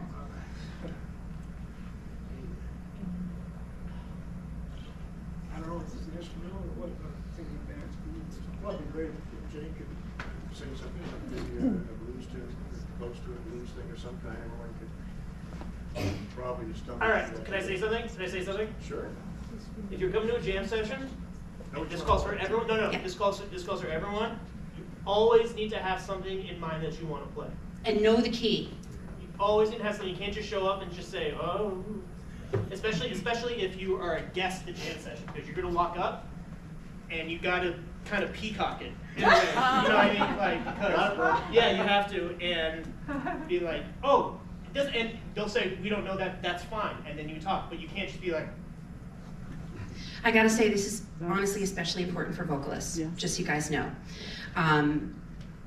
We usually, in most spaces, automatically get a lower level of respect than the instrumentalist. It's assumed that we are not on the same level of musicianship. And so you show up at a jam session and you instantly really have to prove yourself. And it's unfortunate, but it's true. And the way you can do that is just like this. Hey guys, thanks so much for having me up. I'm really looking forward to playing with you guys. Nice to meet you all. I'm Jane. Let's play, how about Love Is Here to Stay? See? Sound good? Everybody know it? Great. Here's my tempo. 1, 2, and that's how you do it. Wow. Confidence. And then what happens there is that the musicians go like, oh, well, I don't know that. And now they look like the one that's unprepared. Yeah. And so now as a musician, you don't want to be the one person that goes like, I don't know it. I don't. But you know, and it's good to show up at a jam session really with a tune that everyone's gonna know. Pick a standard. Not something that the guys have to read either. Like if you come up like, here's my book, on page 67 is my Sondheim medley. Everyone's gonna be like, oh my God, this is, no, please God. Well, no, Max would personally love that like more than anything in the world. So Jane, if I could say something? Yeah. Another thing about singers, they are notorious for coming to a session, A, without a chart, or B, if they have a chart, it's not in the key that. Oh my goodness, yes. If you need to bring a chart, make sure it's in your key. Even better, don't need a chart and pick a tune that everyone will know. And really know your tempo and know how to do a strong count off. Jane, I was just wondering if what you just said applies to the other instrumental players when they walk up to jam, or is that Oh, just certainly. Same thing. Certainly, absolutely. It's just especially important for vocalists because the second a singer shows up at the jam session, everyone's like, oh great, whose girlfriend is she? You know what I mean? Oh please, I lived that. When I first started dating my husband, he was one of the most important drummers in New York. He was playing every night with people like Brad Mehldau, and I mean, it was ridiculous. His career was insane. He basically left it behind to tour with me. Yeah, and so I was the girlfriend. No one knew who I was yet. I was playing gigs all over the city and everything. I'd been working since I was 16, but I wasn't known in the level of jazz world where he was playing, which was at the very top. New York in the 90s, it was insane. It was a golden age of jazz. And so I'd walk into the club with him, and everyone would just be like, oh, your girlfriend's a singer. That's great. And then I'd get up at the jam session and everybody would shut their mouth. Because I was really prepared, and I was really ready, and I knew how to act. And I respected the musicians, and I knew my keys, and I knew my tempos, and I could improvise. You know what I mean? So, but I lived that. So do the male, oh sorry. No, go ahead. Do the male musicians face that same level of cynicism when they go on stage? Yes, male vocalists receive the same exact level of disrespect. And female instrumentalists do as well. It's tough. But you know, the thing is that I really believe is that the jazz world is a really kind and loving community for the most part. Almost everyone who is a part of this music is an awesome person. And the people who aren't, everyone knows who they are. You know what I mean? So like if you get treated poorly by someone in this music, move on to the next person because you don't need to deal with that. If you get up on stage at a jam session, you do everything you're supposed to do, and you know you were solid and you get vibed, don't play with those guys again. You know? Some people will vibe you no matter what. They're not, that's their problem. You know? They're miserable for their own reasons. We're all here to be happy and love each other and have a good time. And you'll see through almost all of the community, it's really like that. Don't you guys think? Like, I don't know, it's a good place. I love being part of this community. Yeah, we're all here because we want to be. Yeah, absolutely. Oh, really? What, honey? I'm in it for the money. Carl's in it for the money. How many dollars have you made so far? 5 of them? $100 a year at this. Yeah, we make hundreds of dollars a year at this, as George said. Oh yeah, we sell dozens of records. Patrick. What do you want to sing? Oh, well, I don't know. Well, because I want to make sure it's something that you know. Also, like Black Orpheus, one of those. Do you want to play Black Orpheus? I know, but I don't know the words to that. Any kind of bossa. I know, I could look them up. Yeah, we could do. He can play. He can groove with you. I've heard him. He can do anything. Well, we could do a bossa nova. What about How about waves? We could do Wave. That's actually in our show. We could do Wave if you know Wave. Oh, wave, yeah. Sure. What key do you like to play it in? The original key? D. Yeah, I can sing it in D, so that's great. I like to sing it in D. I love those low notes. Yeah. Awesome. Whoops, sorry, honey. Did I step on you? You got another one. It's fine. Okay. Yeah, you set the groove. Yeah. Set the groove. Oh. Yeah. What tempo do you want to? Just you can put it where you want it, man. Just like nice, medium. I'm happy.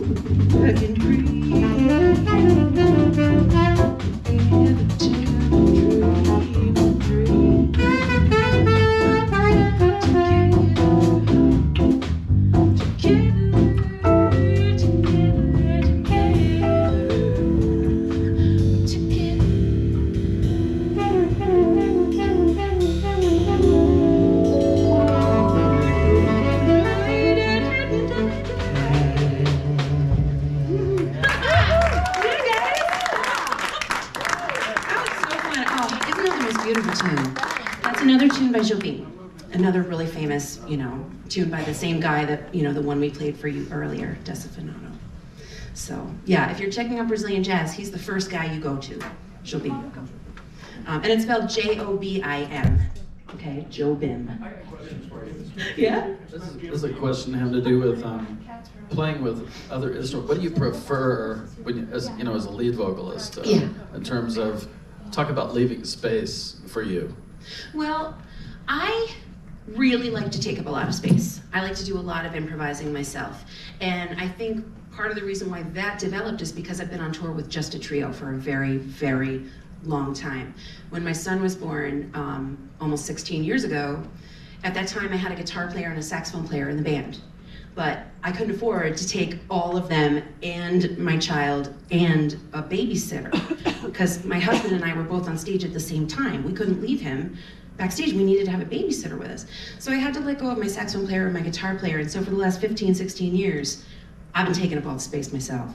So now I have to remember to leave space for the other guy. You know what I mean? It's just a game. You get to know each other really well after like playing a lot of gigs, and then you just know where you know each other's language and you know where to fill everything in. For me, that person's Joel Fromm. You must know Joel. He's probably just about the greatest living. He's insane. Unbelievable, and like not a big star. I don't know why, but he's the king. And yeah, and he's one of my best friends. And so when we play together, it's like psychic link. And that just comes from years of experience. But for me, I think, yeah, I like to take up a lot of the space, you know what I mean? So, but I always leave plenty of space for lots of solos, though, you know what I mean? So, to make up for it. Because, you know, the little, like, say, like, at the end of a chorus, like the little release into the solo. You know, normally someone would take that over, but I like to sing that part. Or like a cadenza at the end of the tune over the last chord.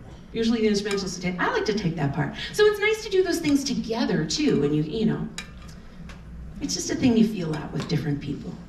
I got another question. Yeah. So, do you ever get in like an improvisatory rut?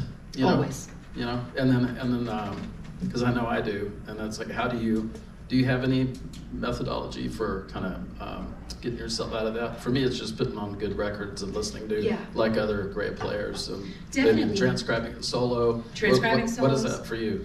For me, a lot of times it's getting into listening to something different. Soloists I haven't checked out before. Just getting some new language in my ears. You know, checking out not only vocal solos, really but instrumental solos too, from players that I haven't listened to quite as much as some of the other people I've perseverated on for, you know, 46 years. You know, so yeah, for me that's important too, just breaking it up, getting into some different listening. But yeah, and being easy on yourself. We all get into blocks. You know, and I think too, you know, it's like if it happens to you like you're in the middle of a solo, oh my God, I'm out of ideas, what am I gonna do? The melody is always there for you. Especially if you're taking a scat solo, scat the melody for a minute and you'll get more ideas, you'll be fine. Now, talk about that, you know, and so if you, the easiest thing for me is just to put on a great record. Anybody who has a huge ego is just not really listening.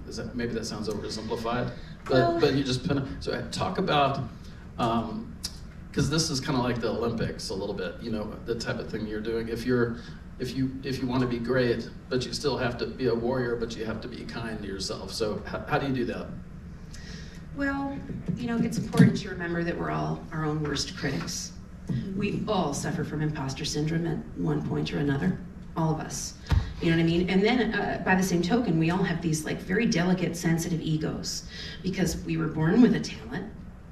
And we love doing it, we feel very emotionally connected to it, and we've worked very hard at it for like our whole lives, you know? So there's that part of it too, and it's just so easy to get bad feelings. You're scrolling too much on social media, everybody else is on tour but me. You know, like you have to remember too, with social media, everyone is only showing you the very best thing. It's a facade. You know what I mean? That's why, like, in between gig announcements, I like to post pictures of, like, my cats and my dogs and, like, whatever I'm cooking. To just be like, this is real life. You know, everything I'm posting isn't going to be like, I'm jetting to Bora Bora, which I don't do anyway. You know, it's like I'm flying. You guys jetting somewhere? I did get to. I saw that, but you guys were posting to South America or something. Oh, well, we did, yeah, we had a really nice tour in Brazil. That might have been that. But yeah, you know, we do get to go to really amazing places, but we are in economy class in the back of the plane. Do you know what I mean? It's like we live a really regular person life. We're not big stars, and it's good. I would never want to be one. I like being a regular lady with a regular ego and being, do you know what I mean? But yeah, the ego / like I feel bad about myself management as a jazz musician is a constant journey. Yeah. It really is. What would you say to these, by the way, can we just give Jay and her band an incredible applause. Thank you. So much gratitude for being here and just inspiring. And I want to thank George and also, just say something, because this is really about planting seeds and inspiration, you know. So what would you say to these young people if they are not sure where to go? I know that's a crazy question to ask, but you know, everybody feels that way at a certain point, young and old. So what would you say to people, you know, if they're on how to say it, stay inspired and find the next thing for them to connect to musically? You know, yeah, having a great teacher is a big part of that. So parents? Parents are a big parents, part of that. I also think our social media can be a good force for that. We can find other musicians very easily. We can find artists we have things in common with. The other thing that you can always do is you can always reach out to your heroes. Do you know what I mean? That's one beautiful thing about the jazz world. And that's what this is about, is bringing our heroes to town. How about that, Jane Monheit? Oh, true. please. But you know, every last person you can think of, they all teach. They all teach. You can take a lesson with anybody you want. You name it. You know what I mean? We're all out here teaching and hanging and giving back, because that's just a huge part of being a jazz musician. It's part of our culture. It's something that we really, I mean, Max and Carl both teach. I teach. We all teach. We all give it to the next generation. I reached out to Jane. You gave me a lesson. Yeah, we do. Remember that? That's kind of how this talked the whole time. but this is kind of how this kind of came together a little bit. She was kind enough to give me a vocal lesson. Then it's funny. That's the other thing, is one thing leads to another, and God makes a way, and things kind of happen as they should be if you just keep moving. So, anyway, I think we're about at the end of our time. How about a really nice hand for Jane? And for George and for Patrick. Thank you so much, you guys. And honestly, Thank you guys. all of you guys that got up here and played and sang, thank you so much. I know how nerve-wracking it is. But Adam, And the fact that you guys you young folks got up here first. That and I was gotta say, awesome. Jane has a particular skill of just encouragement. It's really beautiful to watch, and I'm gonna try to learn from that. It's absolutely awesome. So thanks so much. This will be 75 different weekends of jazz this weekend, I believe, that I've been part of, and so we're trying to contribute and bring the community in. So spread the word, and for the future concerts coming up. And it's just, again, heartfelt and gratitude to Jane Monheit and her band. Thanks so much. Thank you, guys. George.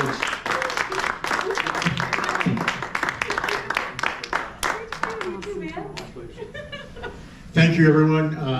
We'll be back in 4 weeks. Another workshop with the Lautizer group. So once again, Max, Carl, Jane, Patrick, Adam, Reed, Vanyan, Bob, and I don't know your name.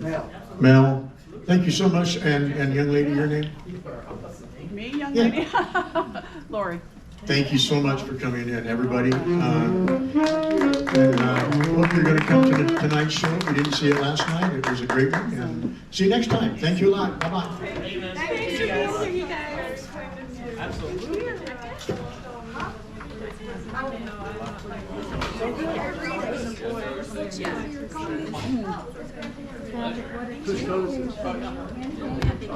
Very gifted. Oh, honey, that happens to everybody. It's okay. Yeah, you guys did so great. Yeah, I wish I had. What's this about ready to I saw you guys were there. Yeah, it's too late.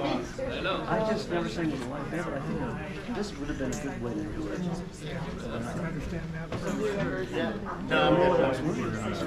I'm used to it. Hey, how far? If I had to take care of that, it would be